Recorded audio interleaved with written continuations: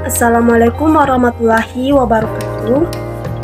Puji syukur kita panjatkan kehadirat Allah Subhanahu wa Ta'ala karena rahmat hidayahnya kita bisa memulai aktivitas pada siang hari ini.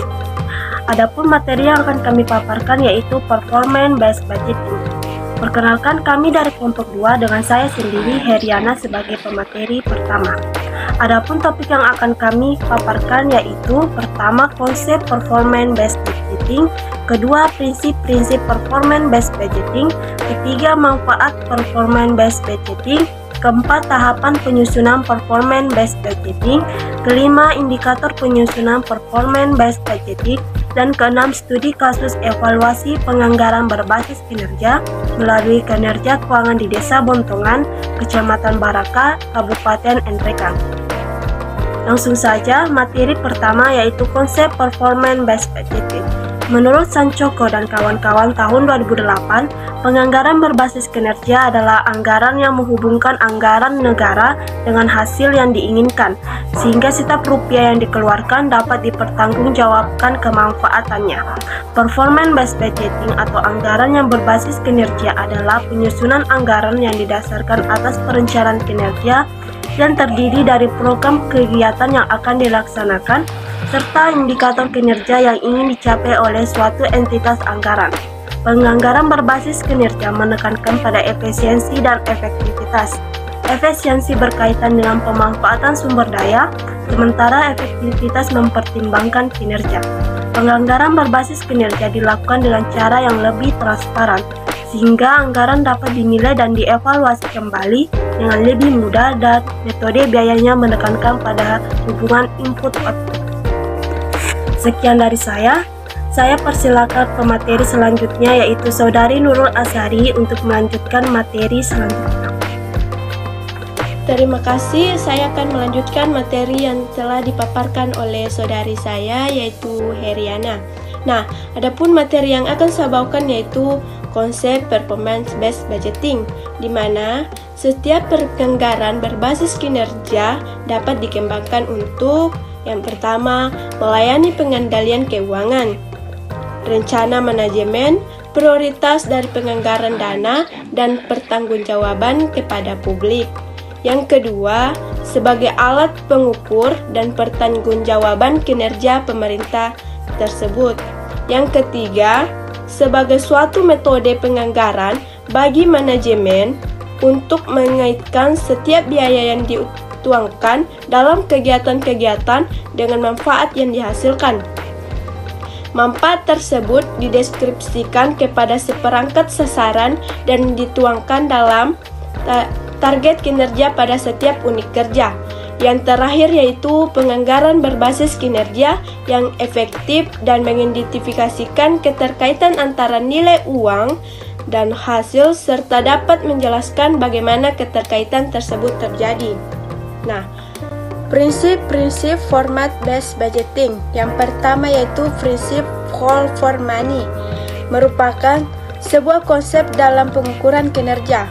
Value for money yaitu indikator kinerja sebuah sektor publik yang memberikan informasi apakah anggaran yang dibelanjakan menghasilkan suatu nilai tertentu bagi masyarakat.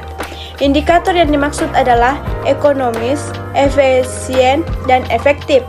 Adapun ekonomis yaitu meminimalkan biaya sumber daya untuk suatu kegiatan atau mengerjakan sesuatu dengan biaya rendah. Yang kedua yaitu efisien, yaitu melaksanakan tugas dengan usaha yang optimal atau melakukan semuanya dengan benar. Yang ketiga yaitu efektif, yaitu sejauh mana sasaran dicapai melakukan hal yang benar. Sekian materi yang saya bawakan, saya persilakan kepada rekan saya yaitu Ainun Tamara untuk melanjutkan materi tersebut. Baik, saya akan melanjutkan materi dari Saudari Nurul Azhari. Dalam hal ini, prinsip-prinsip performance based budgeting yang kedua yaitu good corporate governance, yaitu merupakan prinsip yang diyakini mampu menjamin terciptanya pemerintahan yang bebas dari KKN, melindungi kaum minoritas dan suara masyarakat didengar dalam rangka pengambilan keputusan dengan 8 karakteristik, yaitu yang pertama, participation, Maksudnya adanya partisipasi dari semua pihak, masyarakat luas, termasuk adanya jaminan kebebasan berserikat dan berekspresi dalam proses penganggaran, termasuk adanya pengawasan terhadap belanja publik oleh masyarakat luas. Kemudian yang kedua yaitu rule of law. Dalam kaitan dengan sistem penganggaran, prinsip ini merupakan pusat dari proses penyusunan anggaran. APBN ditetapkan dengan undang-undang, juga aturan pelaksanaan, semua mengacu dengan undang-undang. Kemudian yang ketiga, transparansi. Prinsip ini berlaku di berbagai fungsi dan tanggung jawab pengelolaan keuangan pemerintah, termasuk dalam proses perencanaan, kebijakan keuangan, pencatatan, audit keuangan, dan pelibatan masyarakat dalam kegiatan pengelolaan keuangan. Selanjutnya yaitu responsiveness. Artinya, sistem penganggaran harus mampu menampung semua kebutuhan publik dalam waktu yang masuk akal. Kemudian yang kelima yaitu consensus orientation. Penganggaran harus mengakomodir segala kepentingan yang ada pada masyarakat luas atau dikenal dengan istilah anggaran partisipatif. Selanjutnya yaitu equity and inclusiveness. Kesamaan dan pengikutsertaan jika diterapkan dalam sistem penganggaran, maka semua keputusan dalam bidang keuangan dibuat demi kepentingan seluruh masyarakat, bukan hanya sebagian golongan. Kemudian yang ketujuh yaitu effectiveness and efficiency. Anggaran berbasis kinerja merupakan cerminan kedua prinsip tersebut. Efektivitas adalah melakukan hal yang benar dan efisiensi adalah melakukan sesuatu dengan benar. Dan yang terakhir yaitu accountability, merupakan inti dari proses anggaran. Akuntabilitas membuat pejabat yang mendapat tugas melaksanakan dan mempertanggungjawabkan anggaran harus dapat mengungkapkan bagaimana dana masyarakat akan digunakan. Itulah tadi materi dari saya. Materi selanjutnya akan dilanjutkan oleh rekan saya yaitu Saudari Nur Sakila. Baik, perkenalkan nama saya Nur Sakila. Saya akan melanjutkan materi dari Saudari Ainun Tamara yaitu prinsip-prinsip performance based budgeting. Prinsip-prinsip performance based budgeting telah diterapkan pada Desa Bontongan, Kecamatan Baraka, Kabupaten Nreka. Telah melaksanakan prinsip-prinsip performance based budgeting. Salah satunya ialah prinsip value for money. Dalam prinsip tersebut ada beberapa unsur ekonomis, efisien, dan efektif. Contoh yang telah diterapkan di desa tersebut yaitu ada dua. Yang pertama ADD, alokasi dana desa. Berdasarkan ADD, kas dana desa bersumber dari APBD, anggaran perencanaan belanja daerah di kabupaten kota. Dalam ADD sumber dananya sebesar 816 juta per tahun.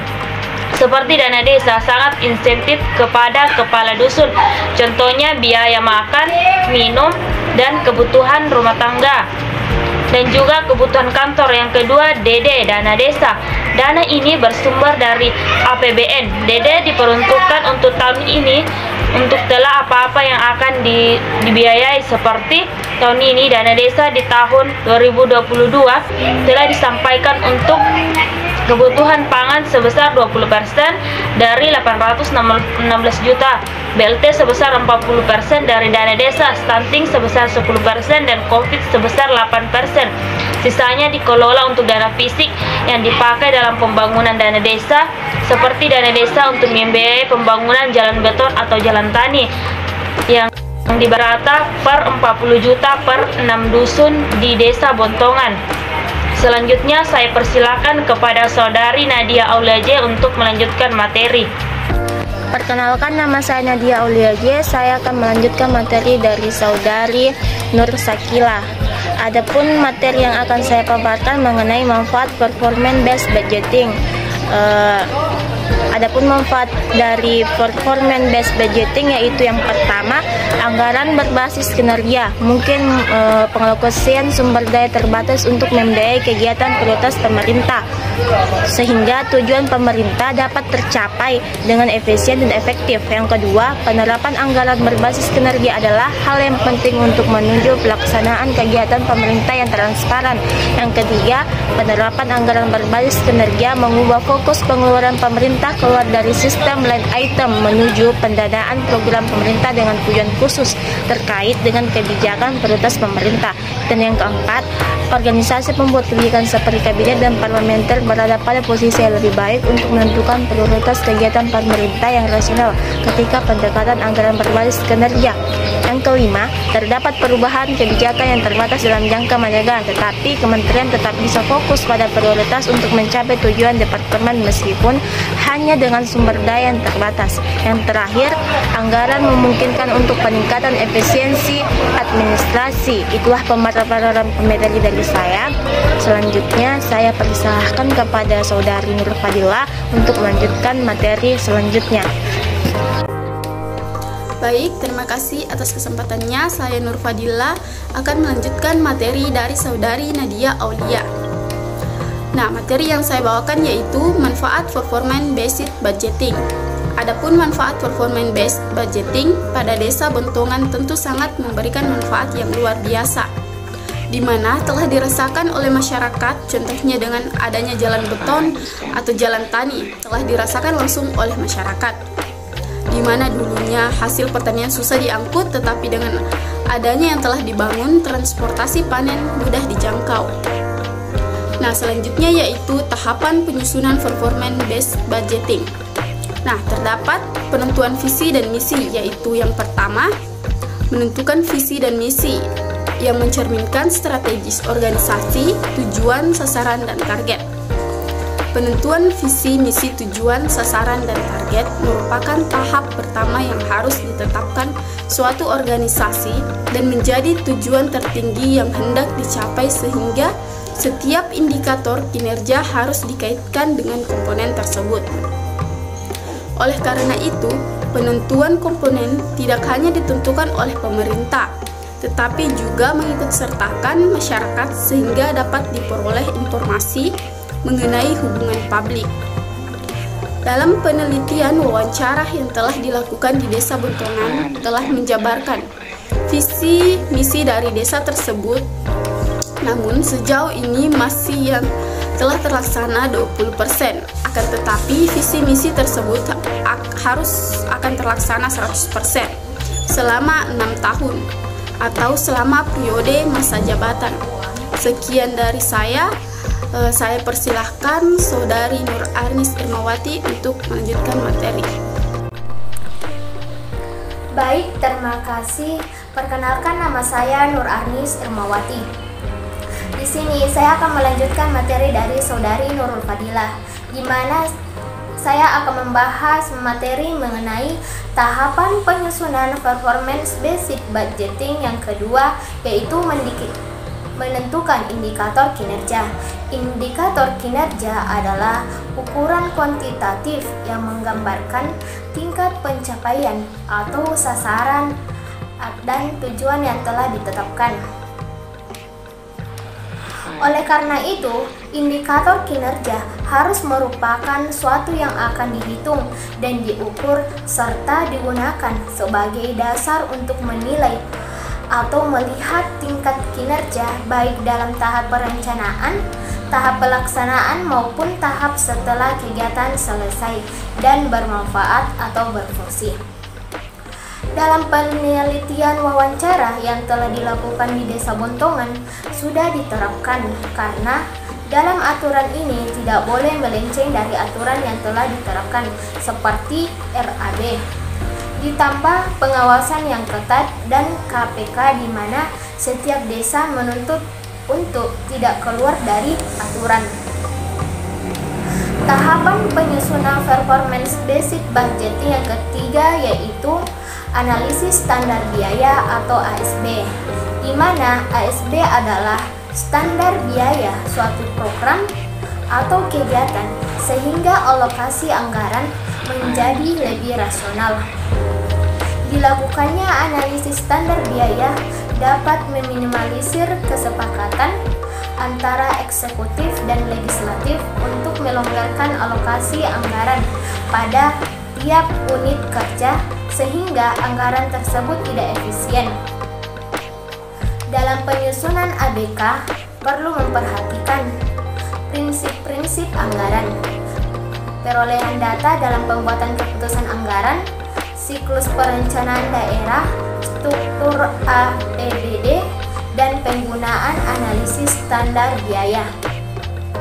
Dalam penelitian wawancara di Desa Bontongan, adapun program pembiayaannya, contohnya ADD, alokasi dana desa, di mana mereka harus berinisiatif setiap kepala dusun perangkat desa mengeluarkan biaya untuk membangun pembangunan desa seperti jalan beton. Sekian dari saya persilakan kepada Saudari Miftahul Mutia untuk melanjutkan materinya. Baik, terima kasih. Perkenalkan, nama saya Miftahul Mutia. Saya akan melanjutkan materi dari Saudari Nur Arnis Irmawati, yaitu tahapan penyusunan performance based budgeting. Yang keempat, keuntungan penerapan anggaran berbasis kinerja. Penerapan anggaran berbasis kinerja akan memberikan manfaat dalam pelaksanaan pengelolaan keuangan dalam rangka penyelenggaraan tugas pemerintahan. Anggaran berbasis kinerja memungkinkan pengalokasian sumber daya yang terbatas untuk membiayai kegiatan prioritas pemerintah sehingga tujuan pemerintah dapat tercapai dengan efisien dan efektif. Dengan melihat anggaran yang disusun dengan berdasarkan prinsip berbasis kinerja, akan dengan mudah diketahui program yang diprioritaskan dan memudahkan penerapannya dengan melihat jumlah alokasi anggaran pada masing-masing program. Dalam penelitian wawancara di Desa Bontongan, adapun keuntungan yang diberikan hampir sama dengan manfaat sebelumnya, di mana keuntungan yang diberikan yaitu masyarakat dapat merasakan langsung, namun untuk kepala desa dan rekannya tidak mengambil keuntungan dari seluruhnya. Baik, itulah pemaparan materi dari saya. Selanjutnya saya persilakan kepada Saudari Nur Wahida untuk melanjutkan materinya. Baik, terima kasih. Selanjutnya saya akan melanjutkan materi dari Saudari Miftahul Mutia. Adapun materi yang saya akan paparkan mengenai indikator penyusunan performance based budgeting. Adapun indikatornya antara lain yang pertama adalah masukan atau output. Segala sesuatu yang dibutuhkan agar pelaksanaan kegiatan dapat berjalan untuk menghasilkan keluaran. Indikator ini merupakan tolak ukur kinerja berdasarkan tingkat atau saran sumber dana, sumber daya manusia, material, waktu, teknologi, dan sebagainya. Yang kedua, keluaran atau output adalah produk berupa barang atau jasa yang dihasilkan dari program atau kegiatan sesuai dengan masukan atau yang digunakan. Indikator keluaran adalah suatu yang diharapkan langsung dicapai, suatu kegiatan yang berupa fisik atau non-fisik. Yang ketiga yaitu hasil atau outcome adalah segala sesuatu yang mencerminkan berfungsinya keluaran kegiatan pada jangka menengah efek langsung. Indikator hasil adalah suatu manfaat yang diharapkan diperoleh dari keluaran. Selanjutnya indikator penyusunan performance based budgeting Desa Bontongan. Adapun penelitian wawancara di Desa Bontongan sudah diterapkan karena dalam aturan ini tidak boleh melenceng dari aturan yang telah ditetapkan seperti RAB Rancangan Anggaran Biaya. Baik, langsung saja perkenalkan, nama saya Andi Nurul Amalia. Saya akan melanjutkan materi yang telah dibawakan oleh Saudari Nur Wahida. Adapun materi yang akan saya bawakan yaitu studi kasus evaluasi penganggaran berbasis kinerja melalui kinerja keuangan di Desa Bontongan, Kecamatan Baraka, Kabupaten Nrekang. Adapun evaluasi penganggaran berbasis kinerja di Desa Bontongan dalam penganalisian keuangan tersebut setiap tahunnya di desa ada yang dinamakan RAKPD, musrembang. Jadi setiap dusun mengusulkan apa yang dibutuhkan di desanya. Sistemnya sudah teratur, di mana telah ditetapkan apa yang telah diprioritaskan. Dan rata-rata pada tahun 2020 yang diprioritaskan yaitu pembangunan jalan tani atau jalan beton. Selanjutnya yaitu pada Desa Bontongan, adapun tahap dalam penyusunan anggaran berbasis kinerja meliputi yang pertama yaitu diskusi musyawarah dusun atau musdus, musrembang desa. Musdus sejenis musrembang, namun diterapkan di dusun. Tetapi jika tingkat dusun sudah bermusyawarah, seluruh usulan yang telah diusulkan oleh masyarakat dusun telah dirapatkan di musrembang dari 6 dusun di Desa Bontongan. Kemudian apa yang telah diusulkan itu dipilih mana yang akan diprioritaskan. Tahap berikutnya adalah tingkat kecamatan, di mana kita mengantarkan usulan dari musrembang di dusun. Disitulah desa memperjuangkan usulan hasil musrembang dusun, kemudian hasil usulan kecamatan diteruskan ke musrembang kabupaten, musrembang provinsi, dan musrembang pusat. Jadi ada 5 jenjang dari dusun, desa, kecamatan, kabupaten, dan pusat. Kemudian yaitu setelah melakukan kegiatan pada Desa Bontongan, belum ada reward atau hadiah yang diberikan kepada SKPD atau Satuan Kerja Perangkat Daerah secara langsung. Namun setelah menyelesaikan suatu kegiatan, para SKPD diberi suatu pujian atau motivasi agar kinerjanya semakin meningkat. Akan tetapi kedepannya sudah direncanakan bahwa akan diberikan hadiah dan dijanjikan, namun itu pun belum pasti. Demikianlah pemaparan materi yang telah saya bawakan beserta para teman-teman saya. Jika ada salah kata mohon dimaafkan. Wabillahi taufiq wal hidayah. Wassalamualaikum warahmatullahi wabarakatuh.